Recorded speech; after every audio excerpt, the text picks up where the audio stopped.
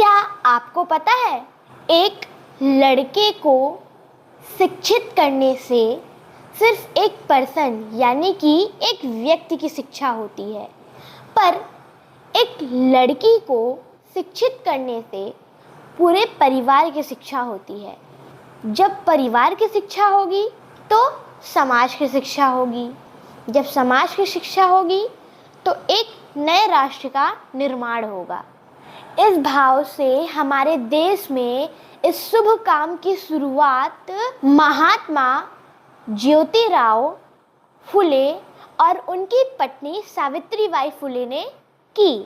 1 जनवरी 1848 को पुणे महाराष्ट्र में की। महाराष्ट्र में लड़कियों का पहला आधुनिक स्कूल 3 जनवरी 1831 में किया गया। लड़कियों को लेकर पहला एजुकेशन स्कूल यहीं खुला गया था। सावित्रीबाई फुले और उनके पति महात्मा ज्योतिराव फुले ने इस स्कूल को खोला था। इसमें इनका साथ राजा राम मोहन रॉय ने भी दी थी। राजा राम मोहन रॉय भी बहुत आवाज़ उठाए थे लड़कियों का शिक्षा दीक्षा को लेकर।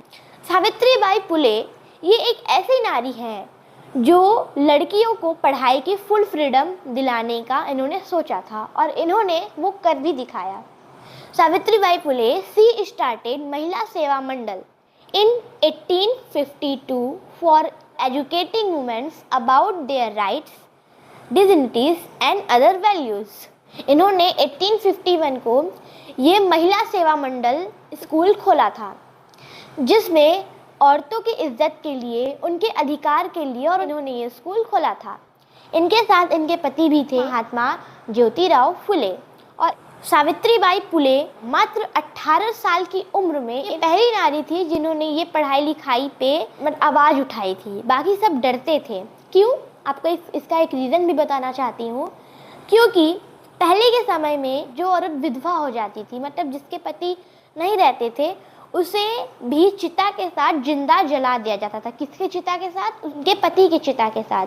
तो धीरे धीरे करके ये भी खत्म हो गया। पर तब भी हम लड़कियों को उस वक्त पढ़ाने या फिर लिखाने की इजाज़त नहीं दी गई थी। उस वक्त ऐसा सोचना भी गुनाह माना जाता था और अंग्रेजी सरकार उस वक्त लड़कियों को पढ़ाना लिखाना गुनाह इसलिए कहते थे क्योंकि पहले के राजा महाराजा के टाइम में, लाइक दिस, जैसे झांसी की रानी के टाइम में, उस वक्त लड़कियों को खेलना कूदना भी उनके लिए गलत माना जाता था। उनके लिए जैसे इस टाइम तो हम क्रिकेट खेल लेते, कुछ भी खेल लेते, पर उस टाइम गुड़िया गुड्डा से ये वो लोग खेलते थे।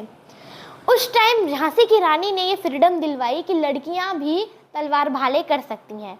उसके बाद किसी ने उस पर इतना ध्यान नहीं दिया, पर फिर सावित्रीबाई फुले ने इस पढ़ाई को लेके आगे किया। उनके साथ उनके पति महात्मा ज्योतिराव फुले और राजा राम मोहन रॉय भी। उस वक्त लड़कों को ही बहुत विशेष माना जाता था कि लड़के ही हमारे पीढ़ी को आगे ले जाएंगे। पर इस पे सावित्रीबाई फुले, महात्मा ज्योतिराव फुले और राजा राम मोहन रॉय ने इस पे रोक लगाई। और भी बहुत लोग थे, पर मुझे इन्हीं का नाम ज़्यादा मैंने सुना बुक में अपने। तो इन्होंने लड़कियों के एजुकेशन सिस्टम को बहुत डेवलप किया। वह दौर बाल विवाह का था, यानी 9 से 10 ऐसे ही उम्र में लड़कियों की शादी कर दी जाती थी। तो हम ये कह सकते हैं कि नारी समाज को और उनकी शिक्षा को जो सुधारक ही हैं वो हैं सावित्रीबाई फुले। उनका योगदान उनके पति महात्मा ज्योतिराव फुले ने भी दिया। तो यहाँ पे अगर महात्मा ज्योतिराव फुले ये न सोचते कि लड़कियों को भी पढ़ाना चाहिए तो सावित्रीबाई भी फुले नहीं पढ़ती ना, और ये एजुकेशन सिस्टम बंद हो जाता। हो सकता है कोई और आके भी इसे खड़ा कर सकता था, पर इसे स्टार्ट करने वाली तो सावित्रीबाई फुले जी ही है ना। तो सैल्यूट करते हैं हम ऐसी नारी को जिन्होंने नारी समाज को इतना डेवलप किया, जिन्होंने इसे डेवलप किया। हमें आगे ले जाने के लिए सैल्यूट करो और इस पढ़ाई को अपना संघर्ष नहीं, अपने आगे का कैरियर मानो। तो इसमें आपकी क्या राय है, मुझे ज़रूर कमेंट्स करके बताइए। जय श्री राम।